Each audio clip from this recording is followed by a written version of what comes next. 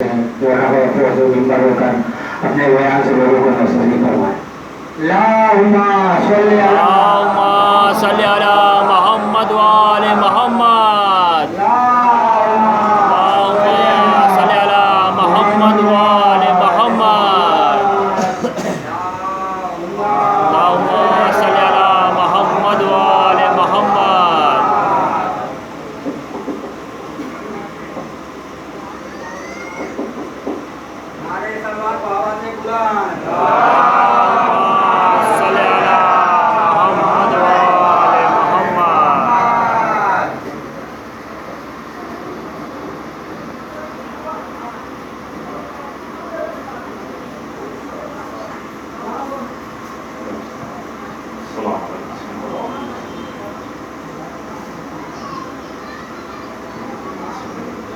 رحم الله من قرأ الفاتحة.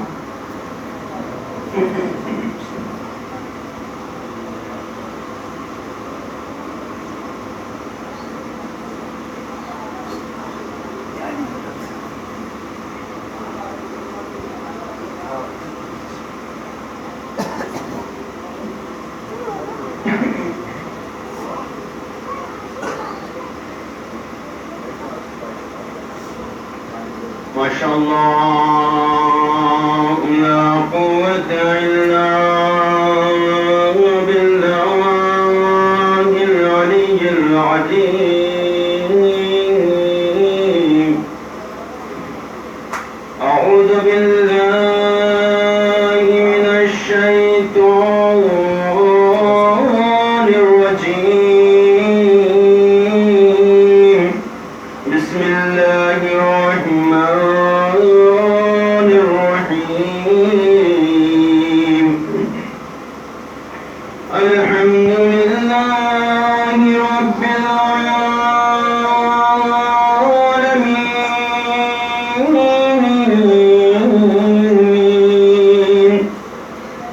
والجنة للموحدين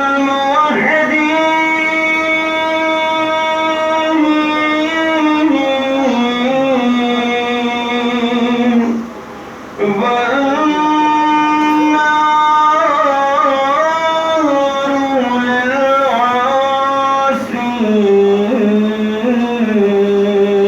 للعاصين. والصلاة والسلام على أشرف الأنبياء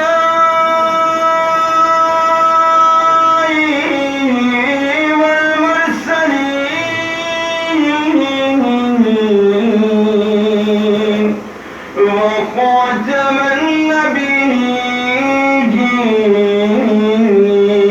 النبيين ومولانا مولى الثقلين جد الحسن والحسين أبي القاسم محمد.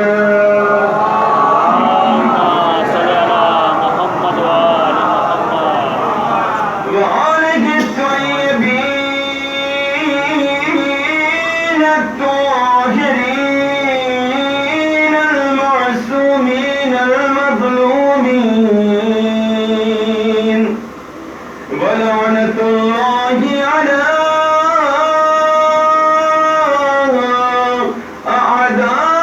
أعدائهم أجمعين من ليلنا هذا إلى يوم الدين. أما بعد، بسم الله الرحمن الرحيم.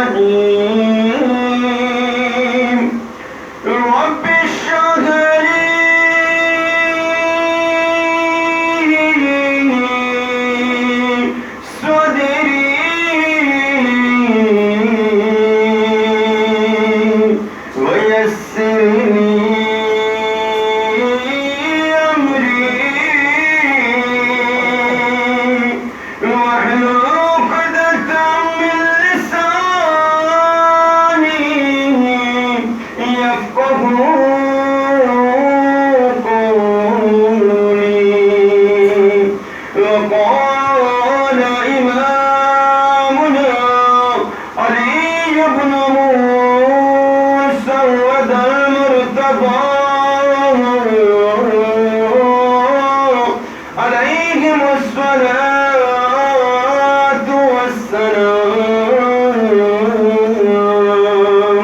لا يكون المؤمن مؤمنا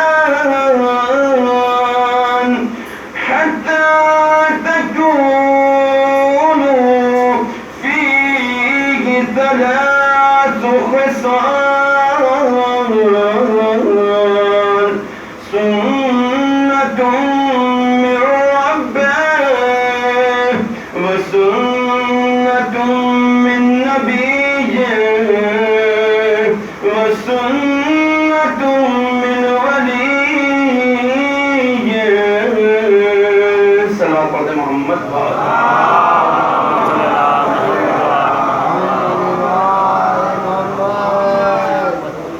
ارباب دانش اہل علم حضرات، سب سے پہلے آپ حضرات کی خدمت میں سلام عقیدت و محبت عرض کرتا ہوں، اور اسی کے ساتھ چونکہ مجلس کا عنوان شہادت مولا امام رضا علیہ السلام ہے، صلوات پر محمد وآل اللهم صل على محمد وآل محمد. انشاءاللہ پوری گفتگو کوشش یہ کروں گا کہ مولا امام رضا علیہ السلام کے ہی حوالے سے گفتگو کی جائے اور بیان کیا جائے. ایسی مجلسیں کم ہوتی ہیں کہ جس میں باقی معصومین کا تذکرہ کیا جائے. ضروری ہے کہ ہم باقی ائمہ معصومین علیہ السلام کی سیرت طیبہ پر بھی روشنی ڈالیں اور اس پر ہم نظر کریں. یقیناً ہماری ہدایت کے لیے صرف ایک امام، دو امام یا تین امام نہیں ہے، بلکہ خداوند عالم نے ہماری ہدایت کے لیے 14 ستارے دیے ہیں، چمکتے ہوئے دمکتے ہوئے. جس کی روشنی میں بھی آپ ہدایت حاصل کرنا چاہیں ہدایت حاصل کریں، ہر چراغ آپ کو جنت تک پہنچائے گا. اور انہیں میں سے آج جو ذکر ہے وہ ذکر ہے مولا امام رضا علیہ السلام کا.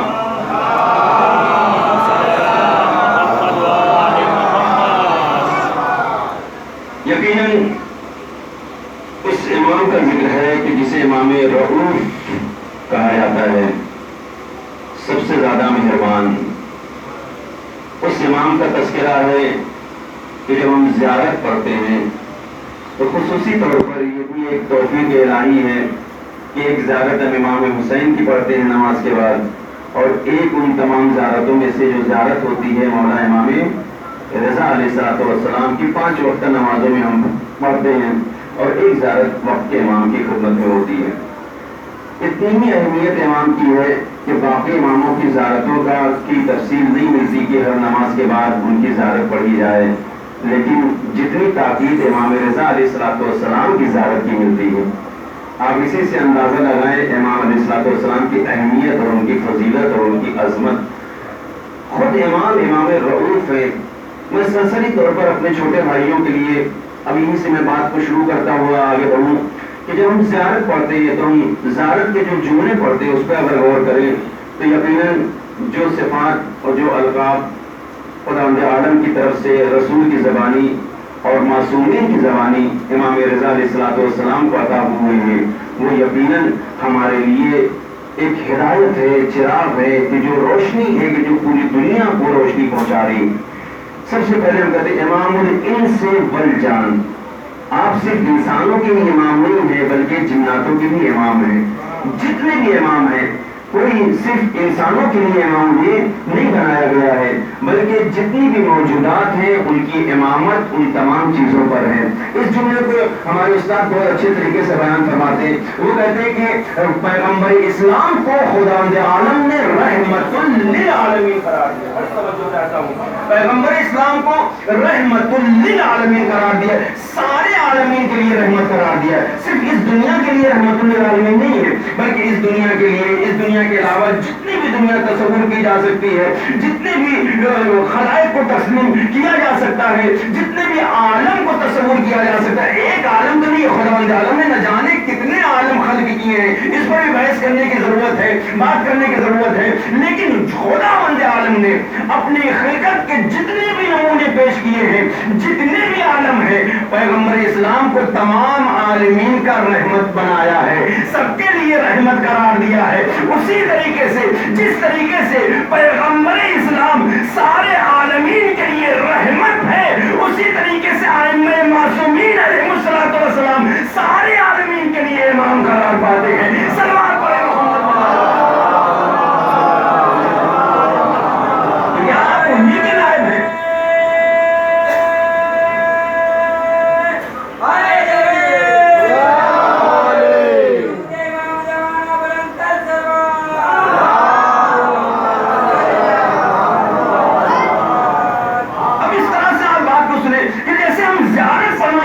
کہتے کہ السلام علیکم یا مولا یا غریب الغرباء، اے غریب الغرباء، سب سے زیادہ اگر کوئی غریب اماموں میں ہے تو یہ ہمارے 8ویں امام۔ بڑی توجہ چاہتا ہوں، پوری توجہ میری طرف ہے، غریب الغرباء، اور اس کے بعد یا معین الضعفاء۔ توجہ چاہتا ہوں، جتنے بھی ضعفاء ہیں، ضعیف ہیں، کمزور طبقہ ہے، ان سب کے معین و مددگار اگر کوئی ہے تو امام رضا ہے۔ انیس النفوس، امام کے القاب میں سے ایک ہے کہ تمام نفسوں کے آپ مونس ہیں، مددگار ہیں۔ مونس اس کو کہتے ہیں کہ جب کوئی سہارا دینے والا نہ ہو تو وہ اس کی مدد کو پہنچتا ہو۔ بڑی توجہ چاہتا ہوں، علماء کا مجمع یہاں پر اہل علم حضرات بیٹھے ہوئے ہیں کہ مونس اسے کہا جاتا ہے جب کوئی پوچھنے والا نہ ہو، کوئی پرسان حال نہ ہو۔ ظاہر سی بات ہے دنیا میں کوئی نہ کوئی تو آپ کو مل ہی جائے گا۔ آپ بڑو تنہائی میں ہو، آپ ایک کونے میں آپ کا گھر ہو، کوئی پوچھنے کوئی نہ ہو، کوئی عزیز نہ ہو، اقارب نہ ہو، لیکن کم از کم پڑوس والے ایسے ہوتے ہیں کہ آپ کی حال چال، احوال پرسی، یہ ساری چیزیں انجام دے دیتے ہیں۔ یہاں پوچھنے والے موجود ہیں، لیکن کون سی ایسی جگہ ہے کہ جہاں کوئی پوچھنے والا نہیں موجود ہے، کوئی پرسان حال نہیں ہے، سوائے ایک جگہ کے جسے قبر کی منزل کہا جاتا ہے۔ اب آئیے میں حدیث کو پڑھوں کہ جو بہت ہی معتبر حدیث ہے، خود چھٹے امام سے بھی یہ حدیث ہے، 5ویں امام سے بھی یہ حدیث ہے، چھٹے امام سے حدیث ہے، خود 8ویں امام سے یہ حدیث ہے، خود 7ویں امام نے 5ویں امام اور چھٹے امام سے اس حدیث کو نقل فرمایا ہے۔ علامہ طبرسی سے لے کر علامہ طوسی تک ہر عالم دین نے اس حدیث کو اپنی معتبر کتابوں میں سند کے ساتھ نقل فرمایا ہے۔ امام فرماتے ہیں کہ جو بھی امام رضا علیہ الصلوۃ والسلام کی زیارت کے لیے جاتا ہے تو یقین جانے جو بھی ان کا ظاہر ہوگا، جب وہ قبر کی منزل میں پہلی رات میں ہوگا، امام رضا اس کی زیارت کو چلے جائیں گے۔ یہ انیس النفوس ایسا ہمدم ہے کہ جہاں قبر میں کوئی پوچھنے والا نہیں ہے۔ امام کے بارے میں ملتا ہے کہ امام خود اپنے بارے میں فرماتے ہیں کہ جو میری زیارت کو آئے گا، آپ ذرا اہمیت کو سمجھے امام کی، کہ جو میری زیارت کو آئے گا میں اس کی زیارت کرنے کے لیے اس وقت آؤں گا کہ جب قبر کی پہلی منزل ہوگی، عزیز و اقارب چلے گئے ہوں گے، رشتہ دار چھوڑ کر جا چکے ہوں گے، قبر پر منو مٹیاں لگی ہوں گی، کوئی پرسان حال نہیں ہوگا۔ اللہ اکبر۔ اچھا ایک عجیب حدیث، میں نے اسی حدیث کو جب میں تلاوت کر رہا تھا اور اس کو پڑھ رہا تھا تو اس کے بعد ایک بہترین حدیث اور جو خود امام کے حوالے سے نقل ہوئی، امام علیہ الصلوۃ والسلام فرماتے ہیں کہ یاد رکھو جو میری زیارت کو آتا ہے، بڑی توجہ چاہتا ہوں، صرف امام کے موضوع پر گفتگو کرنا ہے کہ تاکہ ہمیں اہمیت پتہ چلے امام رضا کہتے کسے ہیں۔ امام نے فرمایا کہ جو زیارت کے لیے آتا ہے اس کو میں 3 حال میں کبھی تنہا نہیں چھوڑوں گا۔ 3 موقع ایسے ہوں گے کہ جو اس موقع پر میں اسے تنہا نہیں چھوڑوں گا، اس کی مدد کے لیے آؤں گا۔ مولا سے پوچھا کسی نے، مولا وہ 3 موقع کون سے ہوں گے؟ امام نے فرمایا سب سے پہلی منزل قبر کی ہوگی کہ جب لوگ چھوڑ کر چلے جائیں گے میں اس کی زیارت کو پہنچوں گا۔ پہلی منزل میں اس کی زیارت کو پہنچوں گا۔ مولا دوسری منزل، امام نے فرمایا دوسری منزل وہ ہوگی کہ جب نامے اعمال اس کے ہاتھ میں دیے جائیں گے۔ بڑا سخت مرحلہ ہے، نامے اعمال اس کے ہاتھ میں دیے جائیں گے، اور ظاہر سی بات ہے وہیں پر یہ فیصلہ ہو جائے گا۔ بہت سے لوگوں کو نامہ اعمال دائیں ہاتھ میں ملے گا، بہت سے لوگوں کو بائیں ہاتھ میں ملے گا۔ داہنے ہاتھ میں ملنے والے جن کے ہاتھ میں نامہ اعمال ہوگا، بس یہ ایک بیل ہوگی، یہ ایک نشانی ہوگی کہ اگر داہنے ہاتھ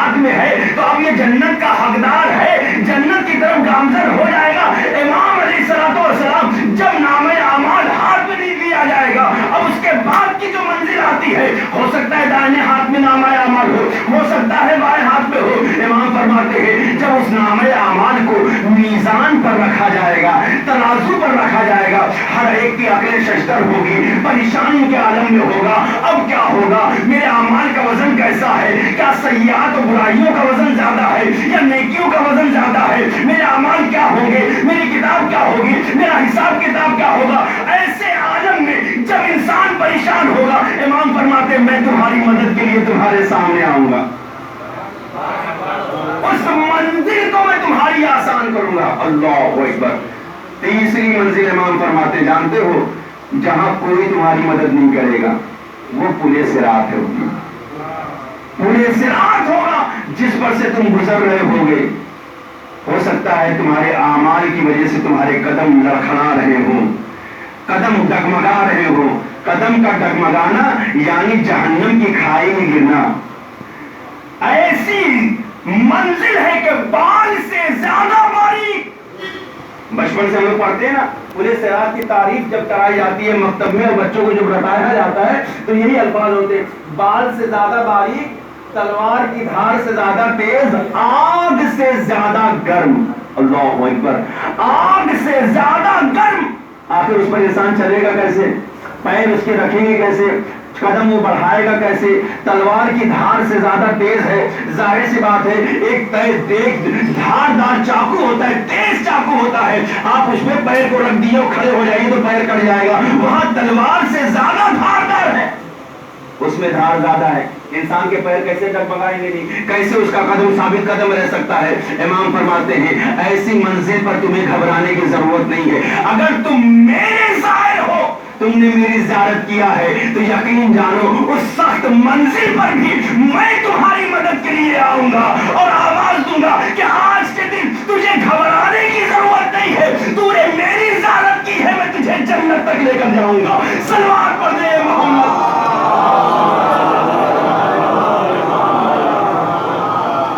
इमाम अलैहिस्सलाम की ज़ियारत और उसके फज़ाइल और उसकी अहमियत, यकीन जाने एक अपने शस्तर हो जा रहती है परेशान कि इमाम की ज़ियारत, इमाम है कौन, गरीब तूस जिसका लक़ब हो, इमामुल इंस वल जान हो, ऐसा इमाम रऊफ। इमाम फरमाते जानते हो, एक शख्स बहुत ज्यादा परेशान था, बहुत ज्यादा मुश्किलात में गिरफ्तार था, उसने दुआ किया मदीने मुनव्वरा में और रोज़े रसूल इस्लाम के करीब वो दुआ करते करते उसकी आंख लग गई। बड़ी तवज्जो चाहता हूं, उसकी आंख लग गई, वो सो गया।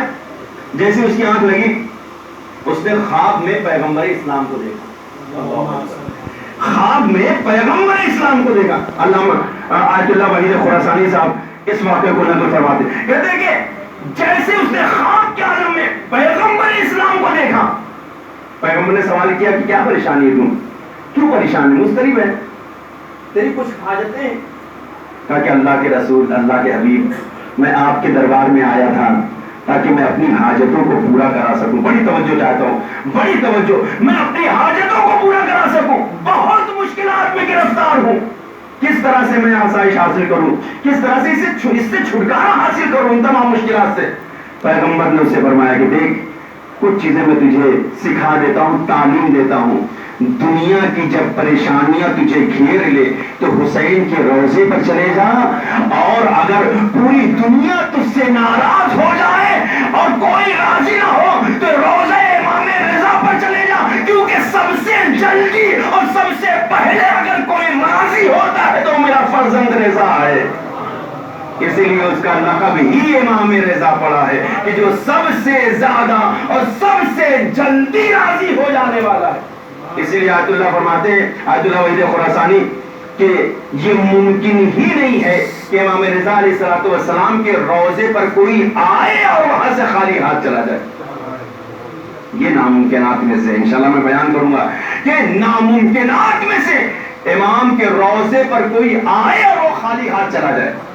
इमाम ने हर एक की झोलियों को भरा है, चाहे वो अपना हो चाहे वो गैर हो, चाहे वो अपना हो चाहे वो गैर हो, जो डरे इमाम रज़ा पर आता है उसकी हाजत पूरी होती। न जाने कितने वाक़यात, न जाने कितनी दास्तानें अपनों की गैरों की, न जाने कितने लोगों की हाजतें, ऐसी हाजतें जिसको इमाम रज़ा अलैहिस्सलातु वस्सलाम ने पूरा किया खुद मौला की ज़ियारत के दोपहर में। لیکن اس بات کو واقعاً امام رضا علیہ السلام کی اہمیت کو سمجھے. ہم نے ذکر نہیں کیا, ہم نے ان کا تعارف نہیں پیش کیا, ہم نے ان کا تذکرہ نہیں کیا, ہم نے صرف نام کو رکھا ہے اور نام اپنی زبان تک محدود کیا, اپنے دلوں میں ان کے نام کو بسایا نہیں. یقیناً اگر ہم نے ان کے نام کو زبان سے اپنے دلوں میں اتار لیا ہوتا تو یقین جانیے جو دعا ہمارے دل سے ہوتی ہوئی زبان پر آتی تو یاد رکھیں جو امام رضا کے حوالے سے دعا کی جاتی خدا بھی اسے مستجاب کرتا اور اسے مستجاب کرتا, کیونکہ جو رضا کو دوست رکھتا ہے خدا اسے رضا رکھتا ہے. صلوات پڑھیں محمد وال.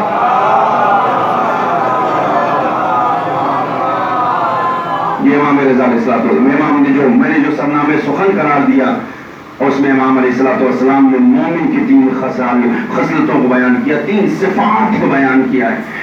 اب میں جلدی جلدی اس بات کو پیش کروں تاکہ اپنے موضوع کو میں آگے بڑھا سکوں. امام فرماتے کہ اگر مومن ہے, میرا چاہنے والا ہے, میرا دوست ہے, میرا شیعہ ہے, تو اس میں 3 خصلتیں ضرور ہونا چاہیے, 3 عادتیں اس میں ضرور ہونا چاہیے.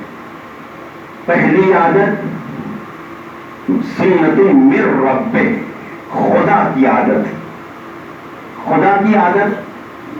دوسری من نبی, سنت من نبی, دوسری رسول اسلام کی عادت. و تیسری سنت من ولی, اور ائمہ معصومین کی عادتیں, ان کی خصلتیں.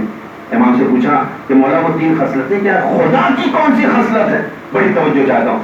امام نے فرمایا فکتمان السر, خدا کی صفات میں سے اور اس کی خصلتوں میں سے جو بندوں میں خصلت ہونا چاہیے, میرے چاہنے والوں میں خصلت ہونا چاہیے, وہ دوسروں کے راز کو پوشیدہ رکھنے والی خصلت ہے. ایسا نہ ہو کہ اس کے دل میں کسی کا راز ہو اور اس کو اگل دے. امام فرماتے ہیں کہ مومن وہ مومن نہیں ہو سکتا ہے جو اپنے دوسرے مومن بھائی کے راز کو دوسروں پر عیا کرتا ہو, کیونکہ خداوند عالم ستار العیوب ہے. اگر وہ ستار العیوب ہے, لوگوں کے عیب کو چھپانا جانتا ہے, تو اب مومن کی نشانی بھی یہ ہونا چاہیے کہ لوگوں کے عیوب کو بیان نہ کرے بلکہ اس کو چھپا کر رکھے. صلوات پڑھیں محمد وال.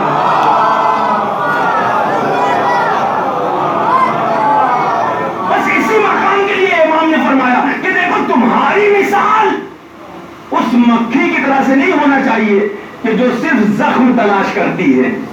اللہ اکبر. شاید میں اپنی بات کو پہنچا سکوں اپنے بھائیوں تک کہ اس مکھی کی طرح تمہاری مثال نہیں ہونا چاہیے کہ جس کی عادت ہوتی ہے صرف اور صرف زخم تلاش کرتی ہے, پورا بدن چھوڑ کر صرف وہی بیٹھتی ہے جہاں پر زخم ہوتا ہے. گھر میں لاکھ آپ صفائی کر ڈالیے, پوری صفائی کی جگہ کو چھوڑ کر صرف وہیں پر بیٹھے گی جہاں گندگی ہوگی. اسے اچھائیاں نظر نہیں آتی. اللہ اکبر. اسے نیکیاں نظر نہیں آتی ہے, اس کی نظر میں صرف برائیاں ہوتی ہے, وہ نقائص کی تلاش میں ہوتی ہے, وہ زخم کی تلاش میں ہوتی ہے. امام فرماتے ہیں تمہاری مثال اس مکھی کی طرح سے نہیں ہونا چاہیے کہ صرف برائیوں کی تلاش میں رہو, صرف برائیوں کی تلاش میں رہو, صرف زخم کی تلاش میں رہو. ایک مومن کے صرف برائیوں کو ہی ڈھونڈتے رہو, اس میں کیا برائی ہے, اس میں کیا خصلت ہے, اس کو بیان کرتے چلو, لوگوں پر عیاں کرتے چلو, بلکہ تمہاری مثال اس شہد کی مکھی کے مانند ہونا چاہیے جو ساری گندگیوں کو چھوڑ کر صرف وہاں بیٹھتی ہے کہ جس میں رس ہوتا ہے. صلوات پڑھیں محمد والا.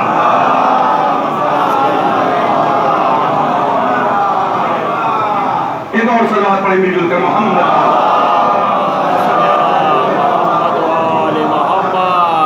تھوڑا بس ایک گزارش ہے کہ دوستوں تھوڑا آگے آ جائیے, پیچھے جو آنے والے ان کو پریشانی ہو رہی ہے, آپ لوگ تھوڑا آگے بڑھائیے. صلوات پڑھتے ہیں محمد وآل محمد پر. کافی جانے آگے آ جائیے, آگے آ جائیے. ساکر صاحب دروازہ چھوڑ کے ادھر آ جائیے. عاقب صاحب آئیے. صلوات پڑھیں محمد وآل محمد پر.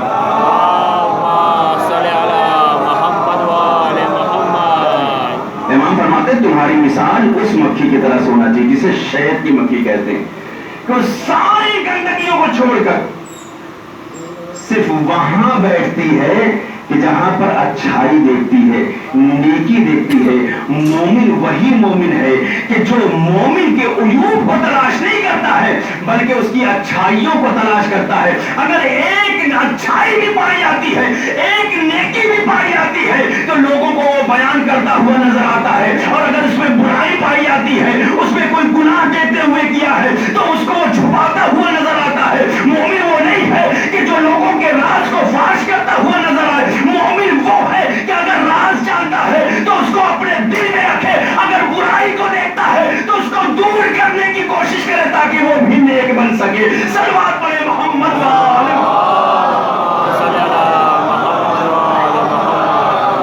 اب ہم اپنا مقایسہ کریں، پڑھنے کو تو میں نے پڑھ دیا، حدیث بھی پڑھ دیا اور روایت بھی سنا دی، اب ذرا اپنا مقایسہ ہم لوگ کر لیں معاشرے میں، سوسائٹی میں جہاں ہم زندگی گزارتے ہیں۔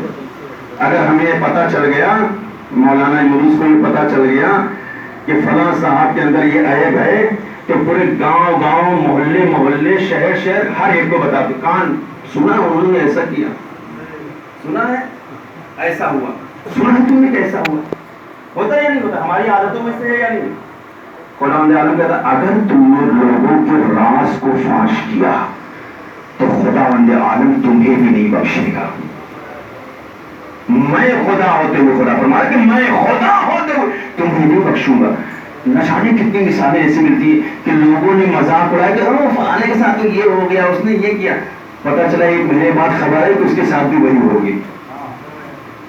تو خداوند عالم ہر چیز برداشت کر سکتا ہے، کسی مومن کا مذاقہ اور مذاق اڑانا یہ اسے برداشت نہیں ہے، اور اس کی جزا اور سزا کے لیے اس نے اسی دنیا کو معین کر رکھا ہے کہ تم نے اس دنیا میں ایک مومن کو ذلیل اور رسوا کیا ہے، تو چھ بسا اگر تم نے مومن کو رسوا کیا ہے تو تم بھی اس کے لیے تیار رہو کہ اسی دنیا میں انہی لوگوں کے سامنے ذلیل اور رسوا ضرور ہوگے۔ صلوات پڑھے محمد والے صلی اللہ محمد والے محمد۔ یہ آداب میں سے اسلام کے اور اس کے اخلاق میں سے کہ انسان مومن کے کا احترام کرتا ہوا نظر آئے، لہذا اس کی جو دوسری خصلت امام نے بیان فرمایا کہ من سنت النبی، یہی رسول کی سنت کیا ہے؟ لوگوں سے اچھے سے ملاقات کرنا، ان سے گفتگو کرنا، اچھے سے بات کرنا، جب ملو تو بہترین کلام کرو، اچھے سے بات کرو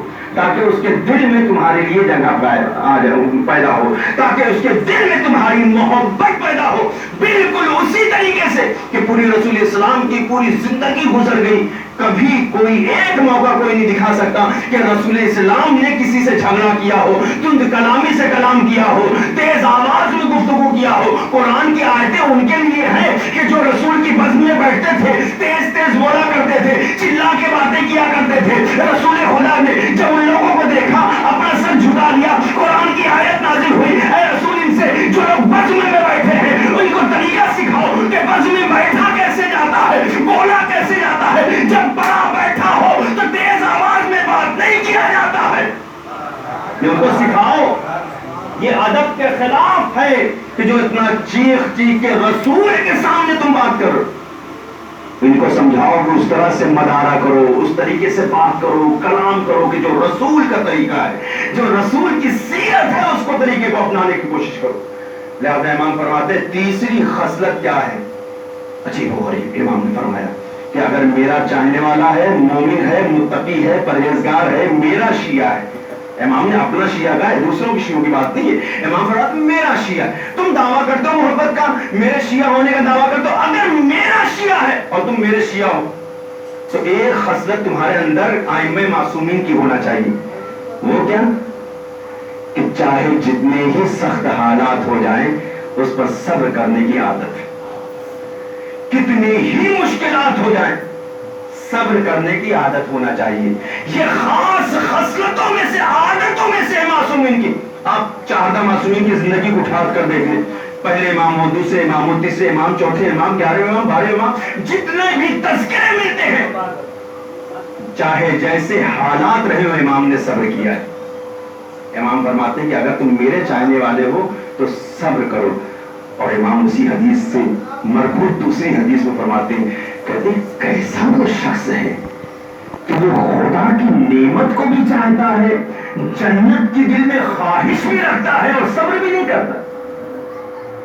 اگر وہ جنت کی آرزو رکھتا ہے تو اسے صبر کرنا ہوگا۔ امام رؤف فرماتے فرماتے ہیں کہ صابر انسان جنت کا مستحق ہو سکتا ہے، بے صبر انسان کو جنت نہیں مل سکتی ہے۔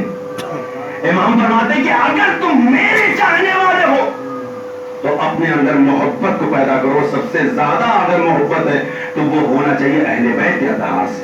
امام فرماتے ہیں اگر میری محبت تمہارے دلوں میں ہے تو میں خود امام ہوتے ہوئے تمہاری جنت کی ضمانت لے رہا ہوں، ولو تمہارے اعمال میں کمی ہی کیوں نہ واقع ہو جائے، تمہارے دل میں اگر ہماری الفت و محبت ہے، تم امام کے چاہنے والے ہو تو میں تمہاری شفاعت کروں گا۔ اس سے بڑی کوئی سند ہو سکتی ہے؟ امام فرماتے ہیں میں تمہاری شفاعت کروں گا روز محشر، جب کوئی شفاعت کرنے والا نہ ہو، ایسے موقع پہ میں تمہاری شفاعت کروں گا۔ امام نے تو غیروں کو بخشا ہے، یہ تو اپنے ہیں۔ ایک زمانہ ملتا ہے مدینے میں ہارون رشید کی حکومت تھی۔ ہارون رشید کون؟ مامون رشید کا باپ۔ ہارون رشید نے ایک شخص کو، رمادی اس کا نام بیان کرتے ہیں روایت میں، کہ رمادی کو معمور کیا کہ وہ مدینے جا کر مدینے کو تبوبارہ کرے اور گھروں کو مسمار کرے اور ان کو ختم کر دے، اور خاص طور سے محلے بنی ہاشم میں جا کر اس کو تاراج کر دے۔ وہ پوری فوج کے ساتھ آیا، بڑی توجہ چاہتا ہوں، پوری فوج کے ساتھ آیا اور اس نے تاراج کرنا شروع کیا، مال و اسباب لوٹنا شروع کیا۔ دیکھیں امام کی فضیلت اور ان کا مرتبہ کیا ہے۔ سارا مدینہ تاراج کرنا شروع کیا۔